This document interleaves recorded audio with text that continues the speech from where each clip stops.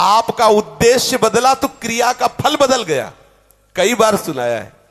एक दुष्ट स्वभाव वाला आदमी था, तो जंगल में गड़ासा लेके खड़ा होता। वहां से चाहे वो महात्मा निकले चाहे वो गृहस्थ निकले, पहली बात उसका दंड कमंडल रुपया पैसा छीन लेना, और दूसरी बात उसको जिंदा ना छोड़ना। तो मौज, ऐसा हिंसक क्रूर स्वभाव का था, छीन लेना और मार देना। बहुत ध्यान से सुनना, ऐसा ही करता। अब एक महात्मा जो बड़े भजनानंदी तपस्वी त्यागी थे, तो ऐसे संतों के दर्शन मात्र से पाप नष्ट होते। संत दरस जिम पातक टरे, बड़े भाग पाइप सत्संगा, विनय प्रयास होई भव भंगा। ऐसे महापुरुष का सानिध्य जो ही मिला तो उसने उठाया गड़ासा। तो उनका क्यों भाई, क्यों मारोगे? बोले हमारा व्यसन है, मारना हमारा स्वभाव है, हमारी आदत, हमें नशा है, हम सामान छीन लेते हैं मारते हैं। बोले ऐसी दुर्गति होगी तेरी कि तुझे पता नहीं। वो तपबल संपन्न थे, वो जो बोल रहे थे वो ऐसा लग रहा था कि उसके दिमाग पे लग रहा है। थोड़ी ही देर में संभाषण मात्र, एक तो दर्शन दूसरा संभाषण, तत्काल उसके हृदय में कंपायमान, हृदय में भय पैदा हुआ, चरणों में गिर गया। महाराज मैं तो बहुत पाप की, ये देखो संत दर्शन का फल, कोई उपाय बताओ।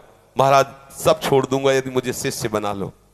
तो उनका तुम्हें ऐसे शिष्य नहीं बनाएंगे, पहले तुम भारत के तीर्थों का अवगाहन करो, जब तुम पवित्र हो जाओगे तब तुम्हें शिष्य बनाएंगे। तुमने बहुत सी हत्याएं की है, बनाएंगे शिष्य, लेकिन पहले भारत के तीर्थों में भ्रमण करो। तो महाराज हम कैसे जानेंगे कि हम पवित्र हो गए, निष्पाप हो गए? तो उन्होंने एक सूखी लकड़ी दी और कहा जब ये हरी हो जाए, इसमें अंकुरण हो जाए, तो वहीं से लौट आना, जानना तुम निष्पाप हो गए। चल पड़ा। अब महापुरुष की प्रेरणा, ये होता है संत का प्रभाव। अब वो लकड़ी ली सूखी और चल पड़ा।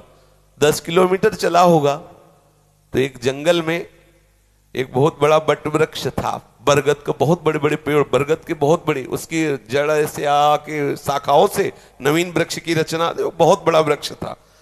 उसी के नीचे सोचा रात्रि काट लेते हैं, फिर हम तीर्थ यात्रा में जाएंगे।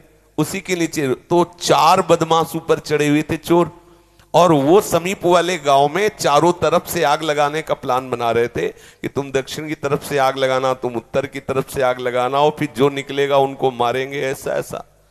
उसने सोचा है इतने पाप किए हैं, तीर्थ यात्रा तो जा ही रहे, इन 4 को और मार देते हैं, क्योंकि ये 4 मरेंगे तो पूरा गांव बच जाएगा। अब जो तीर्थ ही जा रहे हैं तो जब 50-100 वो मारे तो 2-4 इनमें क्या जाता है। उन्होंने आवाज लगाई, ये सुनो तुम्हारा प्लान ठीक नहीं है। तो देखा कि कोई हमारे प्लान को सुन लिया, तो उनका देखो हम तुम्हारे गुरु हैं इस बात के, जीवन हो गया गड़ासा चलाते हुए, मुझे पता है तुम फंस जाओगे, नीचे उतरो। अब एक साथ थोड़ी उतरेंगे, एक एक उतर। बड़ा वृक्ष था तो जड़ की आड़ में उसको पता था, मारने का अभ्यास था, बिना अस्त्र शस्त्र के हाथ ही से मार दिया, 4 को मार दिया। मारा, सोचा अभी यहां तो हमने हत्या कर दी, अभी यहां नहीं रुकेंगे, आगे जो ही लकड़ी उठाया तो हरी हो गई। गुरु जी लोग कहा था लकड़ी हरी हो जाए तो वापस आ जाना तीर्थ यात्रा। अभी तो कोई गंगा नहाया नहीं, जमुना नहीं नहाया, तीर्थ यात्रा नहीं की, और लकड़ी हरी हो गई, पर गुरु ने कहा था हरी हो जाए तो वापस आ जाना। वापस चला गया। जो ही पहुंचा, कहा गुरु जी दंडवत। बोले तीर्थ यात्रा के लिए भेजा था, वापस कैसे आ गए? बोले आपने कहा था जहां आपकी लकड़ी हरी हो जाए वहीं जान लेना, पवित्र हो गए। तो गुरु जी लकड़ी तो हरी हो गई। तो बोले किस तीर्थ में लाया? बोले ला आया नहीं, 4 को और मार दिया।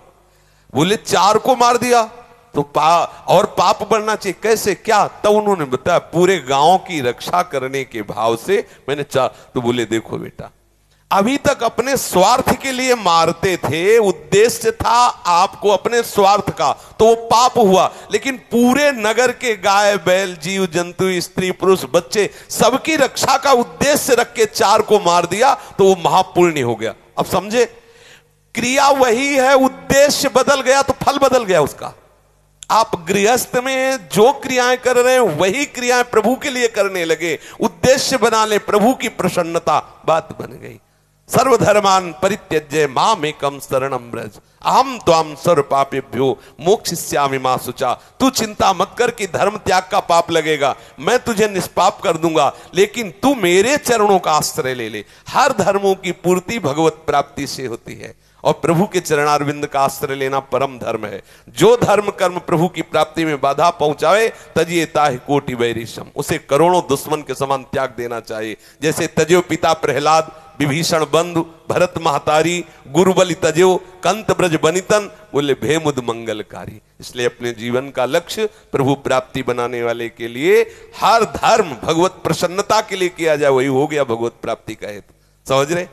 ऐसे कितने महापुरुष देखे गए अपने कुल कर्म को करते हुए भगवत प्राप्त हो गए, क्योंकि वो प्रभु की प्रसन्नता के लिए किया। अभी क्या करते हैं हम, जो भी करते हैं अपने सुख के लिए करते हैं, अपनी राजी के लिए करते हैं, और भक्त प्रभु की राजी के लिए करता। क्रिया वही है, उद्देश्य बदल गया, उसका फल बदल गया। समझ गए आप?